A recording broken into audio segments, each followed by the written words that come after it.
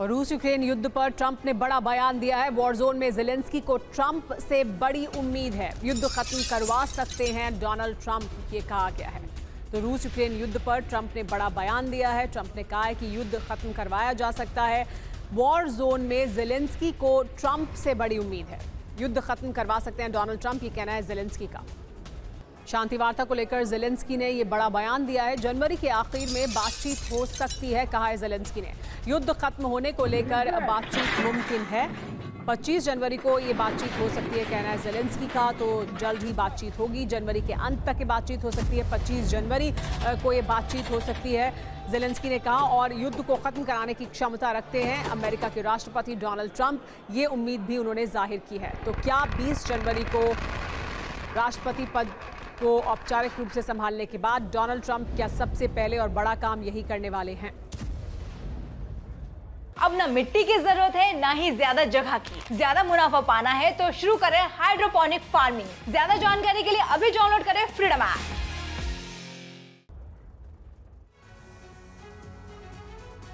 25 जनवरी को क्या होगा ये जानना बहुत जरूरी है। ज़ेलेंस्की ने क्योंकि एक बड़ा बयान दे दिया है। ज़ेलेंस्की का बयान यह है कि इसी महीने के अंत में शांति वार्ता मुमकिन है, रूस के साथ बातचीत हो सकती है।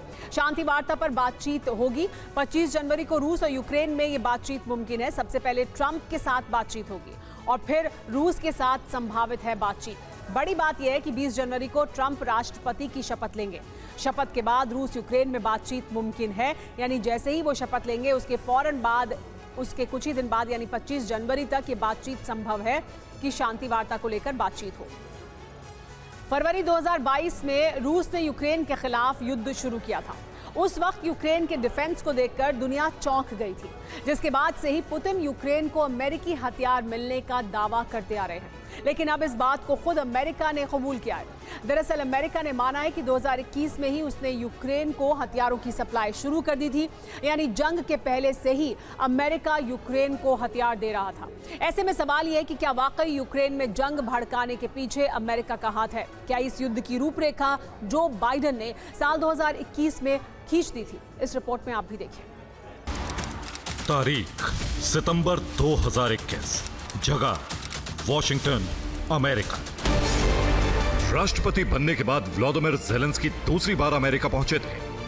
अमेरिका पहुंचने के ठीक 24 घंटे बाद ज़ेलेंस्की और बाइडेन के बीच द्विपक्षीय मुलाकात हुई।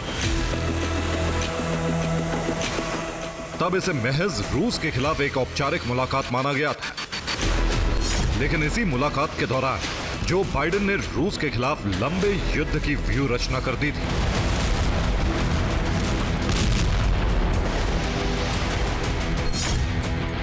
इस बात का खुलासा किसी और ने नहीं बल्कि अमेरिकी विदेश मंत्री और जो बाइडेन के विश्वसनीय एंटनी ब्लिंकन ने किया है। ब्लिंकन ने एक साक्षात्कार के दौरान यह कबूला कि युद्ध शुरू होने से पहले ही यूक्रेन को हथियारों की सप्लाई शुरू कर दी गई थी।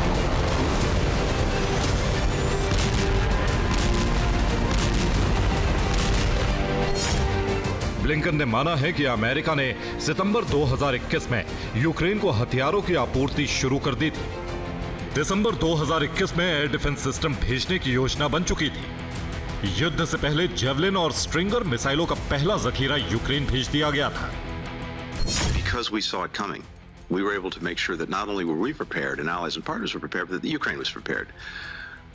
We made sure that well before the Russian aggression happened, starting in September, the Russian aggression happened in February, starting in September and then again in December, we quietly got a lot of weapons to Ukraine to make sure that they had in hand what they needed to defend themselves. Things like Stingers, javelins that they could use.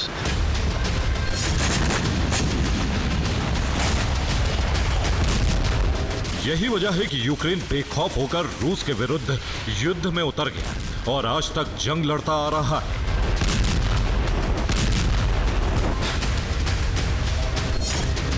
इधर अमेरिकी खुलासे के बीच Ukraine बेहद आक्रामक हो गया। बीते 24 घंटे में यूक्रेन ने रूसी जमीन पर ड्रोन हमले किए।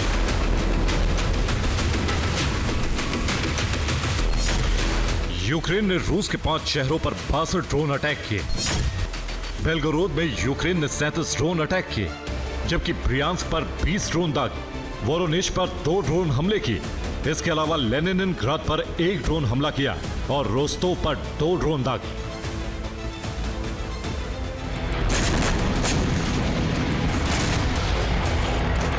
ये लेनिनग्राद के उस्त-लुगा पर हमले का वीडियो है, जहां गैस एक्सपोर्ट टर्मिनल प्लांट पर यूक्रेन ने ड्रोन दागा, जिसके बाद जबरदस्त धमाका देखा गया। उस्त-लुगा यूक्रेन बॉर्डर से 860 किलोमीटर दूर मौजूद है। बाल्टिक सागर के करीब मौजूद उस्त-लुगा रूस का गैस एक्सपोर्ट हब है। यहां रूस हर साल 13 मिलियन टन गैस उत्पादन करता है। माना जा रहा है कि यूक्रेन रूसी एनर्जी इंफ्रास्ट्रक्चर को ध्वस्त करना चाहता है।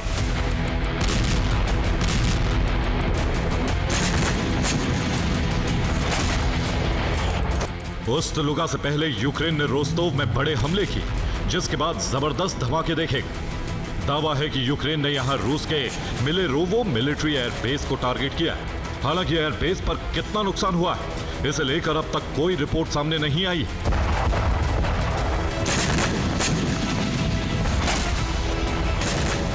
सवाल है कि कल तक जो यूक्रेन पोक्रोवस्क और कुराखोव में पिछड़ रहा था, उसने अचानक रूसी शहरों पर इतने बड़े हमले कैसे शुरू कर दिए। दरअसल इसकी वजह ट्रंप की शपथ से पहले यूक्रेन को मिलने वाले तबाही के हथियार हैं।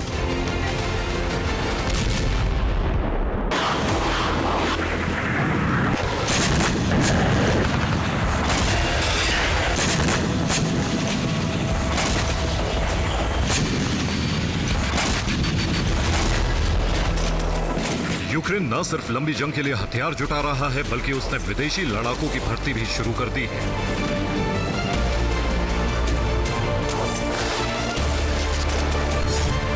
रूसी मीडिया रिपोर्ट्स के मुताबिक दुनिया के अलग अलग देशों से लड़ाके यूक्रेन पहुंच रहे हैं। कुछ लड़ाके सिर्फ पैसे के बदले युद्ध लड़ने पहुंचे हैं, तो कुछ रूसी नीतियों के खिलाफ यूक्रेन का साथ दे रहे हैं। यूक्रेन में विदेशी लड़ाकों की भर्ती का खुलासा एक पोलैंड के युद्ध बंदी ने किया है। उसने यह भी दावा किया है कि यूक्रेनी सेना में जर्मनी और अमेरिका के लड़ाके भी शामिल हैं।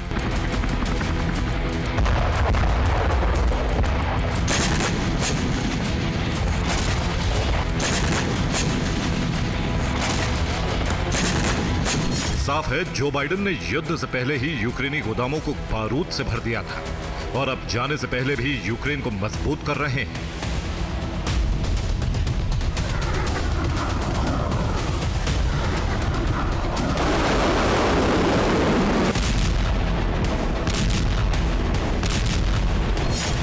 इन खुलासों के बाद रूस आग बबूला है और उसने जंग के लिए अमेरिका को जिम्मेदार ठहराया है।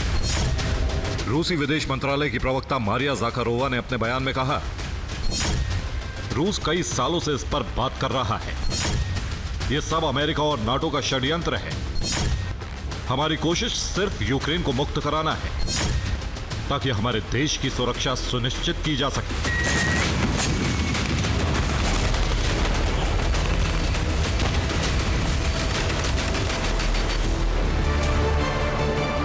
रूस चाहे जो कहे, लेकिन यूक्रेन को होने वाले आपूर्ति से ज़ेलेंस्की सेना का जोश हाई है और जिन मोर्चों को यूक्रेन हार चुका था, अब उसने उन इलाकों पर वापस कब्जे की कोशिश शुरू कर दी।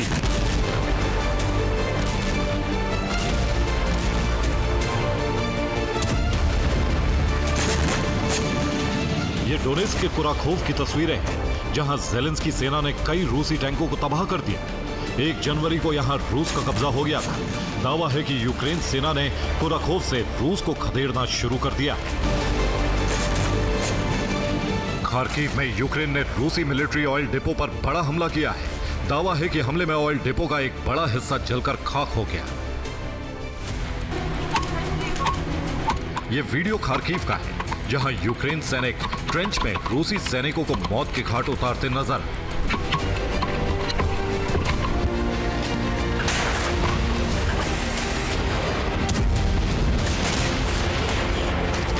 यूक्रेन सेना और ज़ेलेंस्की के रुख से साफ है, जंग के बीते 34 महीनों में बाइडेन सरकार ने यूक्रेन को लंबी जंग के लिए सशक्त कर दिया है और ये सशक्तिकरण अब भी जारी है। ऐसे में ट्रंप के दबाव में भी वो जंग से पीछे हटने वाले नहीं। Bureau report, TV9 Bharat.